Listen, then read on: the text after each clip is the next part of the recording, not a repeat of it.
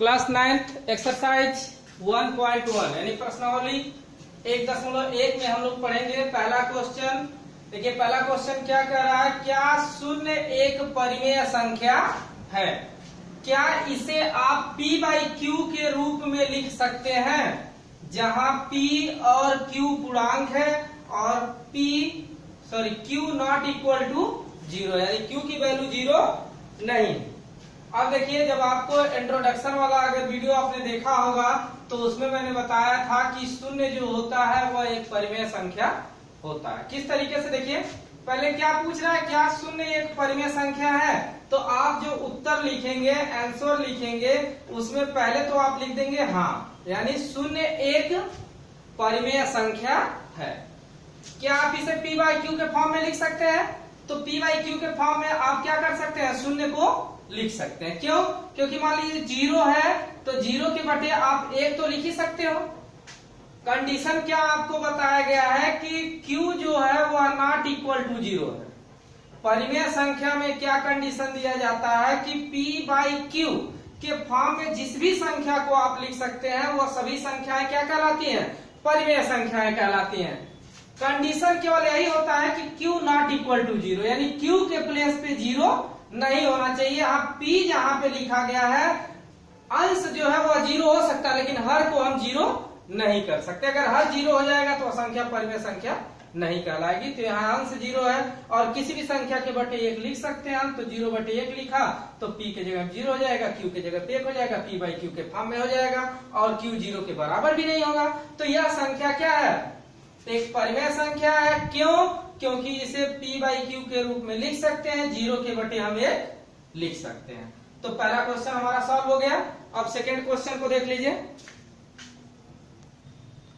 Question second, 3 और 4 के बीच 6 परिमेय संख्याएं ज्ञात कीजिए। तो जब भी इस तरह का आपको क्वेश्चन मिले कि कुछ संख्या दिया गया हो, उनके बीच में 6 संख्याएं कहे, 7 संख्याएं कहे, 8 संख्याएं कहे, 5 संख्याएं कहे, 2 संख्या, कुछ भी जितनी परिमेय संख्याओं को ज्ञात करने के लिए कहा जाए तो सबसे पहला काम आप करिए कि 6 परिमेय संख्याएं दिया गया है तो 6 में आप 1 जोड़ दीजिए। अगर 5 दिया रहता तो 5 में 1 जोड़ देते, 8 दिया रहता तो 8 में 1 जोड़ देते। कितना हो गया आपका?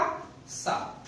तो सबसे पहला काम करिए कि जो आपको जिसके बीच में दिया गया है परिमेय संख्या निकालने के लिए, जैसे 3 दिया है तो 3 में क्या करिए, 7/7 से गुणा करिए। और दूसरी संख्या क्या है, 4 है तो 4 में भी आप 7/7 से गुणा कर लीजिए। तो यह क्या मिल जाएगा आपका, यह मिल जाएगा आपका 7 त्रिके 21/7 और यहां मिल जाएगा 7 चौका 28/7। यानी इनके बीच में अगर आपको 6 परिमेय संख्या निकालनी है तो देखिए किस तरीके से निकलेगा। तो सबसे पहले तो आपने यहाँ पे क्या लिया है, 3 लिया है, 3 और 4 के बीच में है, यानी 3 को आप किस रूप में व्यक्त कीजिए, 21/7 के रूप में। और 4 को आप लिख सकते हैं 28/7। इसको सॉल्व करेंगे तो वही आएगा, 7 त्रिके 21 और 7 चौका 28। चीजें वही है, बस थोड़ा सा इसको कन्वर्ट कर दिया गया। क्यों? अब इसका हर बराबर हो गया तो इसके बीच की संख्याएं लिखना भी आपके लिए क्या हो गया, आसान हो गया। देखिए 21/7 है, 6 संख्या लिखनी है, अगली संख्या हो जाएगी 22/7। इसके बाद आपकी अगली संख्या हो जाएगी 23/7, 24/7, 25/7 और 26/7, 1 2 3 4 और उसके बाद क्या हो जाएगा 27/7। अगली संख्या आपको क्या मिल जाएगी, 28/7। तो ये जो संख्याएं हैं 22/7, 23/7, 24/7, 25/7, 26/7 और 27/7, यह संख्याएं 3 और 4 के बीच की 6 परिमेय संख्या हो गई। क्योंकि ये भी संख्या क्या है, P बाई Q के फॉर्म में, और क्या है, इन दोनों के बीच की ये संख्या। देख लीजिए कोई भी संख्या है, 21/7 था ना, तो 21 के बाद क्या आएगा, 22 आएगा। तो 21 से ज्यादा 21/7 से अधिक है और 28/7 से यह संख्या क्या है, कम है। तो दोनों के बीच की संख्या हुई ना। तो इस तरीके से इस क्वेश्चन को करना आपको क्या है कि जितनी संख्या पूछेगा उसमें 1 जोड़ दीजिएगा और उसके अंश और हर में उसी संख्या से गुणा करके संख्या को बना लीजिएगा और सीरियल से आप लिख लीजिएगा। क्वेश्चन नंबर सेकेंड हमने सॉल्व कर लिया। अब आप क्वेश्चन नंबर 3 को देखेंगे। जिस तरीके से हम लोग क्वेश्चन सेकंड को सॉल्व किए थे दूसरे क्वेश्चन को, उसी तरह से तीसरे क्वेश्चन को भी हम सॉल्व करेंगे। देखिए कह रहा 3/5 और 4/5 के बीच 5 परिमेय संख्याओं को ज्ञात कीजिए। तो आपको बताया गया क्या गया था कि जितनी परिमेय संख्या पूछ रहा है, जैसे 5 पूछ रहा है तो 5 में 1 को जोड़ दीजिए, कितना मिल गया? 6 मिल गया। अब जिनके बीच में कह रहा है उसके अंश और हर में हम किससे गुणा कर देंगे? 6 से। जैसे 3 × 6 बटे 5 × 6। और यहाँ क्या कर लेंगे हम? 4 × 6 बटे 5 × 6। तो 6 तरीके क्या हो गया? 18/6 × 30 हो गया। और यहाँ क्या हो जाएगा? 6 चौका 24 और बटे 6 × 30, ये निकल गया। अब इन दोनों के बीच में यानी 3/5 को हमने लिख लिया किस फॉर्म में? 18/30 के फॉर्म में। तो 18/30 हो गया ये। और इधर लिख लीजिए आप 24/30। इनके बीच में हमें कितनी संख्या लिखनी है? 5 संख्या लिखनी है। तो 18 के बाद क्या आएगा? 19 के बटे हमने क्या लिख दिया? 30। फिर क्या लिख लेंगे? 20 के बटे 30, 21 के बटे 30 और 22 के बटे 30। अगली संख्या हो जाएगी 23/30। तो ये क्या हो गई?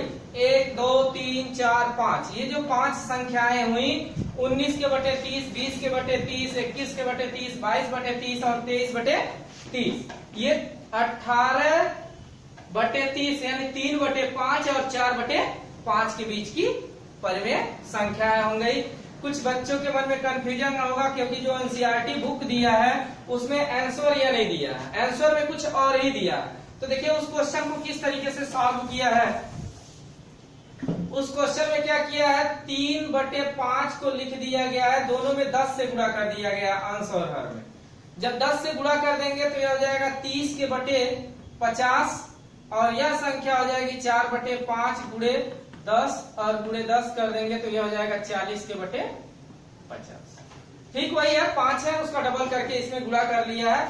अब इसके बीच में संख्याएं लिखना है। तो देखिए 30 के बटे आपका 50 हुआ पहला, और दूसरा हो गया आपका लास्ट वाला नंबर 40 के बटे 50। यानी यह संख्या ठीक वही है। देखिए अगर कैंसिल किया जाए 3/5 है और यह संख्या आपका 4/5 है। अब इसके बीच की संख्या लिखनी है। 30 के बाद क्या आएगा?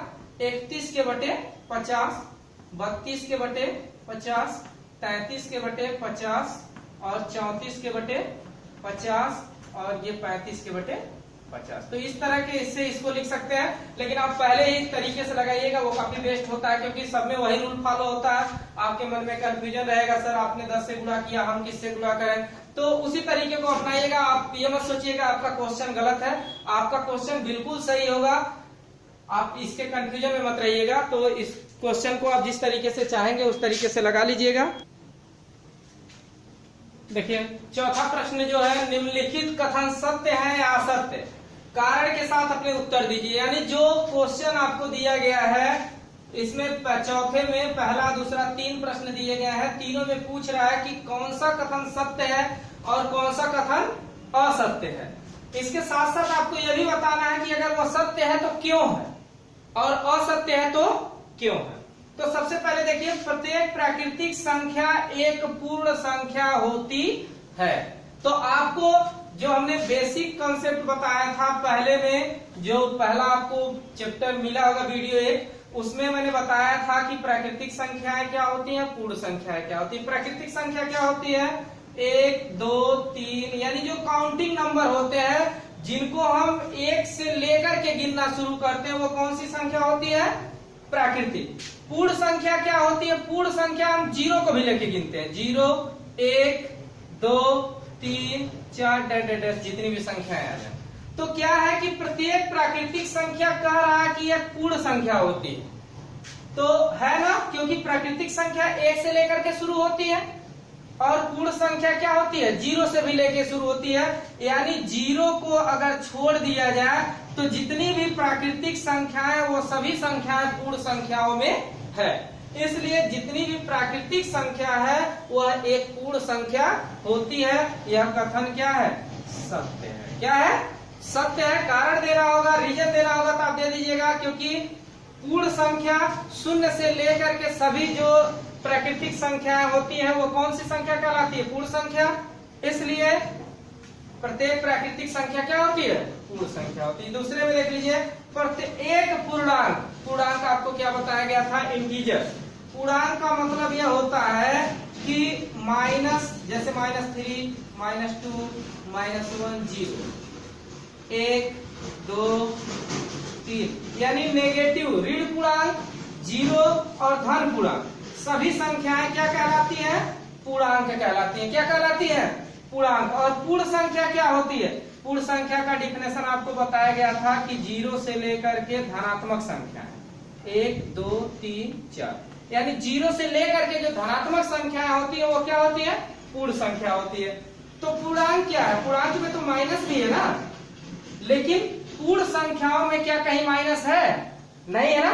तो इसलिए कि प्रत्येक पूर्णांक जो होता है वह पूर्ण संख्या नहीं हो सकता, क्योंकि पूर्णांक में ऋण पूर्णांक भी होता है, जबकि पूर्ण संख्याओं में केवल 0 से लेकर के धनात्मक संख्याएं ही होती हैं। क्लियर हो गया। कारण लिखना होगा तो अपने भाषा में आप लिख लीजिएगा कि प्रत्येक पूर्णांक पूर्ण संख्या नहीं होती, क्योंकि पूर्णांक में ऋण पूर्णांक भी यानी ऋणात्मक अंक भी होते हैं, जबकि पूर्ण संख्या में धनात्मक अंक ही होते हैं, ऋणात्मक अंक नहीं होते हैं। प्रत्येक परिमेय संख्या एक पूर्ण संख्या होती है। पूर्ण संख्या आपको क्या बताया गया था कि 0 से लेकर के प्राकृतिक संख्याएं हो, यानी 0, 1, 2, 3, 4 डैश। और परिमेय संख्याएं क्या होती, जिन संख्याओं को p/q के फॉर्म में लिख सकते हैं, जैसे 2/3 हुआ, 1/4 हुआ, कुछ भी लिख सकते हैं आप। तो इन संख्याओं को हम पूर्ण संख्याएं नहीं कह सकते, क्योंकि परिमेय संख्या बटे में भी लिखी जाती है, फ्रैक्शनल फॉर्म में भी लिखी जाती है। तो यह दूसरा कथन भी हमारा असत्य था, और तीसरा कथन भी क्या हुआ, असत्य हुआ। बस कारण देना है, तो कारण जो आपको बताया गया है जिसके हिसाब से, उसके हिसाब से आप अपना लिख लीजिएगा। तो ये एक्सरसाइज जो प्रश्नावली हमारा 1.1 था वो पूर्ण रूप से खत्म हो गया। अब अगली प्रश्नावली के लिए हम अगली वीडियो लेके आएंगे, नेक्स्ट वीडियो। अगर कोई भी प्रॉब्लम आपको समझने में हो रही है तो डिस्क्रिप्शन में मेरा नंबर दिया गया है, कहाँ आपको प्रॉब्लम हो रही है, क्या चीज आपको समझ में नहीं आ रहा है, आप मुझे फोन करेंगे। जितनी भी प्रॉब्लम होगी सारी आपकी प्रॉब्लम सॉल्व हो जाएगी।